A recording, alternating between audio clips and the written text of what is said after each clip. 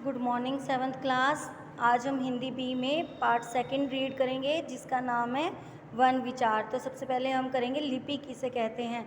जब हम कुछ बोलते हैं तो हमारे मुख मतलब कि हमारे मुंह से कुछ ध्वनियाँ निकलती हैं। इन ध्वनियों को लिखने के लिए कुछ चिन्ह निर्धारित किए जाते हैं जिसे लिपि कहते हैं।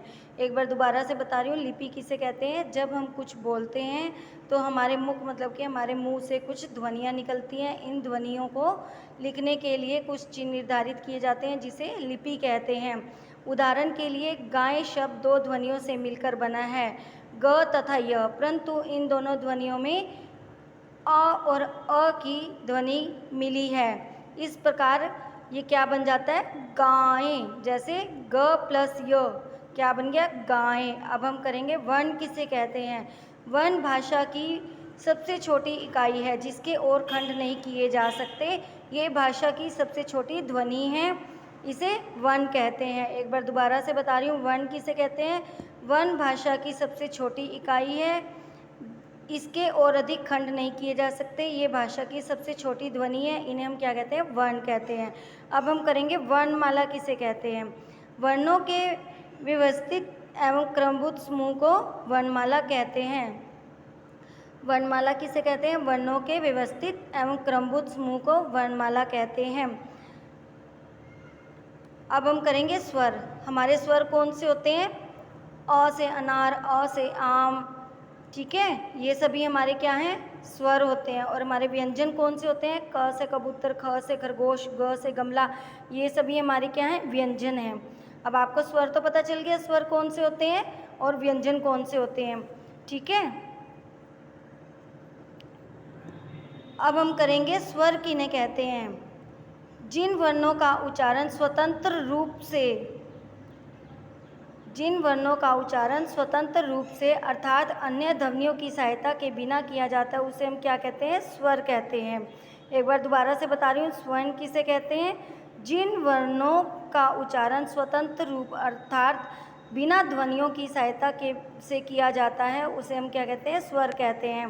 हिंदी वर्णमाला में कुल 11 स्वर हैं। अ से अनार, अ से आम, ये सभी क्या हैं, 11 स्वर हैं। कितने स्वर होते हैं हिंदी वर्णमाला में, 11 स्वर होते हैं, ठीक है। स्वरों का उच्चारण बिना किसी दूसरे वर्ण की सहायता से किया जाता है। स्वरों का उच्चारण करते समय हवा बिना किसी रुकावट के सीधी मुंह से बाहर निकलती है। उच्चारण के आधार पर स्वरों को 3 प्रकार में बांटा जाता है।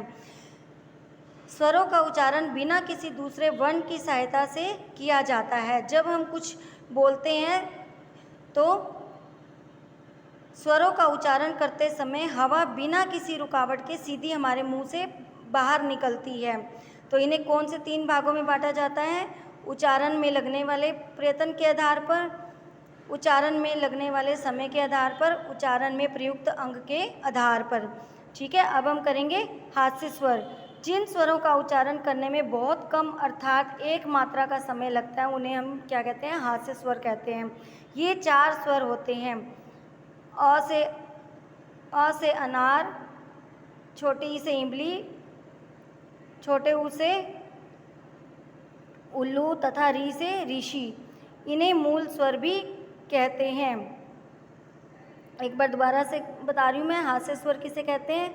जिन स्वरों का उच्चारण करते समय बहुत कम समय और एक ही मात्रा का समय लगता है उसे हम क्या कहते हैं, हास्य स्वर कहते हैं।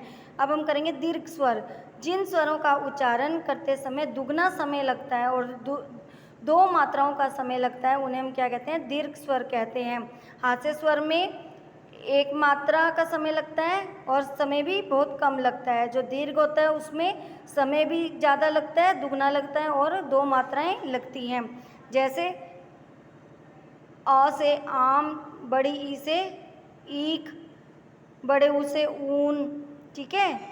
अब हम करेंगे प्लुप्त स्वर। जिन स्वरों के उच्चारण में हास्य स्वर से तिगुना समय लगता है, ठीक है। जिन स्वरों के उच्चारण में हास्य स्वर मतलब कि जो हमने अभी पहले किया था ना, जिसमें एक ही मात्रा का प्रयोग होता है, लेकिन प्लुप्त स्वर में 3 गुना समय लगता है, उन्हें हम क्या कहते हैं, प्लुप्त स्वर कहते हैं। अब हम करेंगे स्वर का प्रयोग, स्वरों का प्रयोग दो प्रकार से किया जाता है, स्वतंत्र रूप और मात्रा के रूप में। स्वरों का प्रयोग कितने प्रकार में किया जाता है? दो प्रकार में, स्वतंत्र रूप और मात्रा रूप। स्वतंत्र रूप, वर्णमाला में दिए गए स्वरों का प्रयोग जब उनके मूल शब्दों से किया जाता है तो उसे स्वरों का स्वतंत्र रूप कहा जाता है, जैसे अब, आज, इस, उधर, ओज आदि। एक बार दोबारा बता रही हूँ, स्वतंत्र रूप में किसका प्रयोग किया जाता है? वर्णमाला में दिए गए स्वरों का प्रयोग जब उनके मूल रूप शब्दों से किया जाता है तब उसे स्वरों का स्वतंत्र रूप में प्रयोग होना कहते हैं, जैसे अब, आज, इस, उधर, ओज आदि। मात्रा रूप में स्वरों को जब व्यंजनों के साथ मिलाकर लिखा जाता है तो उनका स्वरूप बदल जाता है। स्वरों के ये बदले हुए रूप या चिन्ह ही स्वरों की मात्राएं कहलाता है।